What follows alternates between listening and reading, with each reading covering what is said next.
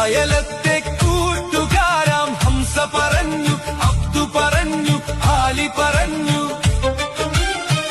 അഴകൊത്തൊരു സുന്ദരിക്ക് ഞാൻ പ്രാണനാണെന്ന്. കാണും ഞാൻ അവളൊരു ഭാവം, കണ്ടാലോ പരിചിത ഭാവം. കാണും ഞാൻ അവളൊരു ഭാവം, കണ്ടാലോ പരിചിത ഭാവം. നിലയുടെ കടവിൽ, ചിറയുടെ പടവിൽ, കുടയുടെ മറവിൽ, അവളുടെ പിറകിൽ നിനച്ചും വിരച്ചും പിന്നെ അവളുടെ